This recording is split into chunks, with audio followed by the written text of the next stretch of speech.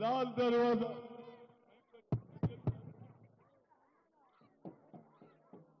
లాల్ దర్వాజా అమ్మవారి టెంపుల్కి వచ్చినటువంటి మా అక్కలు, మా చెల్లెళ్ళు, మా తమ్ముళ్ళు అందరికీ బోనాల పండుగ సందర్భంగా ఒక సీనియర్ నాయకుడిగా నా హృదయపూర్వక ధన్యవాదాలు. గతంలో రేవంత్ రెడ్డి ఇక్కడికి వచ్చాడు. అమ్మవారి దయ వల్ల ఈ భారతదేశంలో ఎవడన్నా 4 ఏళ్లలో ముఖ్యమంత్రి అయినాడు రాబోయ్, 4 ఏళ్లలో ముఖ్యమంత్రి అయ్యింది. అమ్మ దయ, సోనియమ్మ దయ ఆరు డిక్లరేషన్ చేశారు. అదేవిధంగా రాహుల్ గాంధీ కన్యాకుమారి నుంచి కశ్మీర్ వరకు నడిచిన తర్వాత రైతుల సమస్య, నిరుద్యోగ సమస్య, అట్టడుగు నుండే బడుగు బలైన వర్గాలకు 75 ఏళ్ల స్వాతంత్రం వచ్చినా ఇవాళ కూడా అట్టడుగున జనం అట్టడుగే ఉన్నారు. అది తెలుసుకున్నటువంటి రాహుల్ గాంధీ ఏమన్నాడు? We come to the power, we'll conduct caste wise censuses, అద్దరితోగలే జిత్తిన ఇచ్చేదారి ఉత్తి భాగీదారి అన్నాడు. అదేవిధంగా 50% సీలింగ్ కూడా ఎత్తేస్తాడు. అందుగురించి మన రాష్ట్రంలో జరగబోయే పంచాయతీ నగరపాలిక ఎన్నికల్లో అసెంబ్లీలో బిల్లు పెట్టారు బీసీ దాని మీద.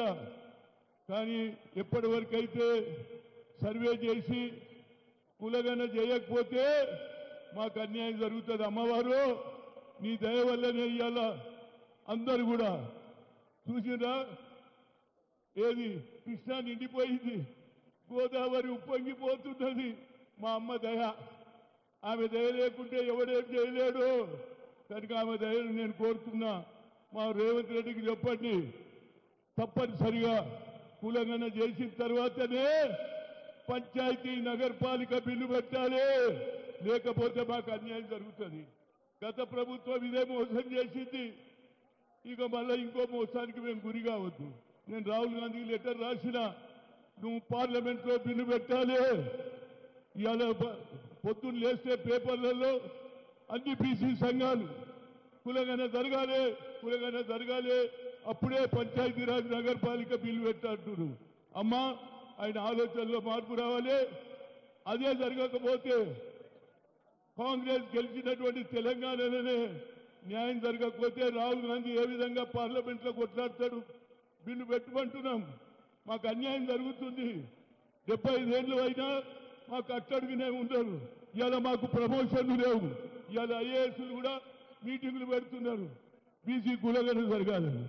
అదేవిధంగా నేను మొన్ననే చూసిన హైదరాబాద్ సిటీకి 10,000 కోట్లు ఇచ్చిర్రా, 10,000 కోట్లు. కానీ నేనేమంటున్నా, లాల్ దర్వాజా అమ్మగారి షేర్ ఎంత అడుగుతున్నా. మా అమ్మవారికి కూడా పెంచాలి కదా. 20 లక్షలు సరిపోవురా బాబు, 50 లక్షలు ఇవ్వాలి. అప్పుడే మా పోతరాజులు కానీ మా చెల్లెళ్ళు, మా అక్కలు బోనాలు ఎత్తుకొని వస్తున్నారు. మంచి మొగడు దొరకాలి, మంచి మామ దొరకాలి, మంచి అత్త దొరకాలని వాళ్ళు మొక్కిండ్రు. వారికి న్యాయం చేయాలంటే ఇక్కడ పోతరాజులే కాకుండా తెలంగాణ కల్చర్లో పాడుతున్నటువంటి ఆటగాళ్ళు కానీ పోతురాజులు కానీ అదేవిధంగా కళాకారులకు కూడా సరి అయిన న్యాయం జరుగుతుంది. వచ్చే సంవత్సరం 50 లక్షలు ఏది అమ్మవారి పండుగకి ఇవ్వాలని కోరుతూ మరొకసారి అమ్మ నీ దయ జీవితాంతం ఉండాలి. కానీ మా దగ్గర ఒకటి అవుతుంది. నేను 35 ఏళ్ల నుంచి ఓల్డ్ సిటీలో వస్తా, ప్రతిసారి అమ్మవారి దర్శనం చేసుకుంటా. మరి మా నాయకులు కొత్తగా తయారయ్యారు. ఎవరి సీజన్ ఉంటే ఆ బొమ్మలు వేస్తారు, మా బొమ్మలు వేయకుండా ఏవైతుందో నాకు గుర్తింపున్నది. బొమ్మలు వేసేందుకు కాదు, భక్తి ఉండాలి. నాకు ఆ భక్తి ఉన్నది. నేను రాముని భక్తును, అదేవిధంగా అమ్మవారి భక్తుడు. అమ్మవారు ఉన్నంత కాలం వస్తా, అమ్మవారి దర్శనం చేసుకుంటా. మా చెల్లెళ్లకు, మా అక్కలకు అల్లుళ్ళను పిలుచుకుంటారు. మంచి ఏట కోసి, మంచి కోడి కోసి అన్నాలు పెడతారు. కాబట్టి ఈ పండుగ యావత్ భారతదేశంలో పాపులర్ కావాలి. తెలంగాణ కల్చర్ని ఎవరు మరవద్దు. మరొకసారి మా అక్క చెల్లెళ్లకు, వచ్చినటువంటి తమ్ముళ్లకు, పోతరాజులకు, అదేవిధంగా పోలీసులు చూస్తున్నారు మా గురించి ఏం చెప్తలేరని. పోలీసు వాళ్ళకు కూడా పాపం చాలా కష్టపడుతున్నారు. వారికి కూడా నా ఉదయపూర్వక ధన్యవాదాలు. Thank you. మీడియా మిత్రులకు కూడా మీరు అనుకోవచ్చు మా సంగతి ఏం చెప్పలేదు, మీరు కూడా చెప్తున్నారు. మీకు ఇళ్ల స్థలాలు కావాలని అడుగుతున్నారా? దాని గురించి కూడా నేను కొట్లాడతాను. నమస్కారం. జై తెలంగాణ, జై అమ్మవారు. Thank you.